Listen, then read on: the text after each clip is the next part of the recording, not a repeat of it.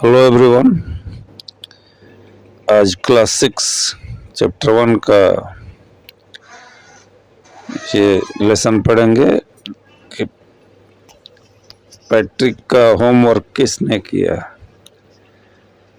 Introduction to Patrick. Patrick का परिचय।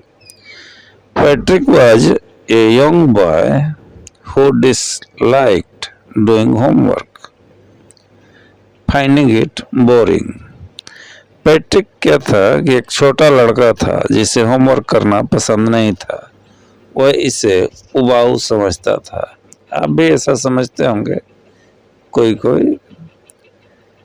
Instead he enjoyed playing hockey, basketball and video games like Nintendo. इसके बजाय उसे हॉकी, बास्केटबॉल और निंटेंडो जैसे वीडियो गेम खेलना पसंद था। His teachers constantly reminded him that without doing his homework, he would not learn anything. उसके शिक्षक उसे बार बार याद दिलाते थे कि अगर वह होमवर्क नहीं करेगा तो कुछ नहीं सीख पाएगा। Patrick himself sometimes felt ignorant, but still hated studying. Patrick खुद भी कभी कभी अनजान महसूस करता, लेकिन फिर भी उसे पढ़ाई से नफरत थी। द अनएक्सपेक्टेड डिस्कवरी, अप्रत्याशित खोज। वो खोज क्या थी कि एक दिन ऐसी घटना घटी। One day Patrick's cat was playing with what appeared to be a small doll. एक दिन पैट्रिक की बिल्ली जो थी एक छोटी गुड़िया जैसे दिखने वाली चीज से खेल रही थी। When Patrick grabbed it, he was shocked to discover that it was not a doll but a tiny man, an elf, dressed in old-fashioned clothes. जब पैट्रिक ने उसे पकड़ा तो वह हैरान रह गया, यह देखकर कि वह गुड़िया नहीं बल्कि एक छोटा आदमी था, एक एल्फ जो पुराने ढंग के कपड़े पहने हुए था। एल्फ क्या हुआ? डर गया। The elf was frightened and pleaded for his life, promising to grant Patrick a wish in return. Elf डर गया और अपनी जान की भीख मांगने लगा, यह वादा करते हुए कि वह बदले में पैट्रिक की एक इच्छा पूरी करेगा। अब क्या था, इनके बीच डील हो गया। The deal between Patrick and the elf. Patrick realizing this was his chance to avoid homework, wished that the elf would do all his homework for 35 days until the end of the semester. Patrick ने महसूस किया कि यह उसके लिए homework से बचने का मौका है, इसलिए उसने इच्छा जताई कि एल्फ उसके सारे होमवर्क 35 या 35 दिनों तक कर दे, यानी सेमेस्टर के अंत तक कर दे।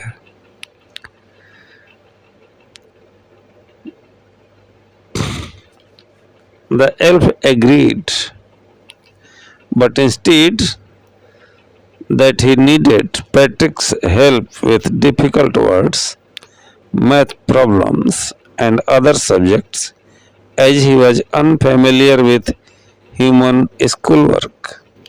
एल्फ ने सहमति जताई, लेकिन उसने जोर दिया कि उसे कठिन शब्दों, गणित के सवालों और अन्य विषयों में पैट्रिक की मदद चाहिए, क्योंकि वह इंसानों के स्कूल के काम से परिचित नहीं था। Patrick's hard work. Since the elf constantly needed help, Patrick had to work hard, reading dictionaries for English, consulting a math book to solve problems, and staying up late to ensure everything was done correctly. क्योंकि elf को लगातार मदद की ज़रूरत थी, तो Patrick को मेहनत करनी पड़ी।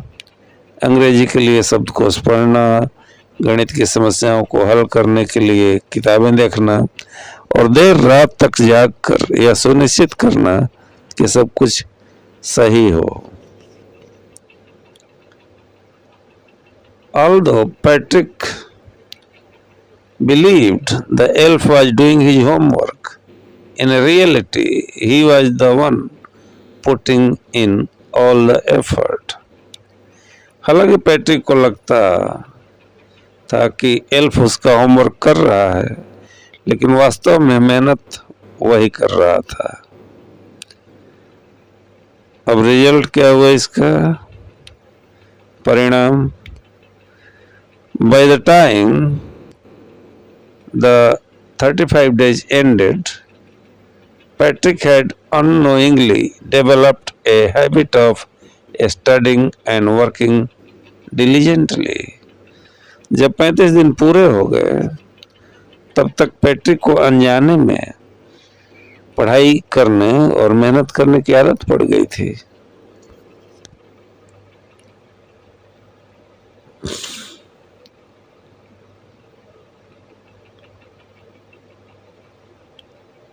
His teachers were impressed and he received good grades in all his subjects. उसके शिक्षक प्रभावित हुए और उसे सभी विषयों में अच्छे अंक मिले। He even became a model student. Hardworking, disciplined and responsible. वह एक आदर्श छात्र बन गया, मेहनती भी था, अनुशासित भी था और जिम्मेदार भी था। कहानी से सीख क्या मिलती है? मोरल ऑफ द स्टोरी क्या है, ये देखेंगे। In the end it was not the elf but पैट्रिक्स own efforts that led to his academic success. आखिरकार यह एल्फ नहीं बल्कि पैट्रिक की अपनी मेहनत थी जिसने उसे शैक्षणिक सफलता दिलाई। The story teaches that hard work and perseverance lead to success even when we don't realize it. कहानी की बड़ी अच्छी शिक्षा है कि यह कहानी हमें सिखाती है कि कड़ी मेहनत और दृढ़ता से सफलता मिलती है, भले ही हमें इसका एहसास न हो। आज इतना ही।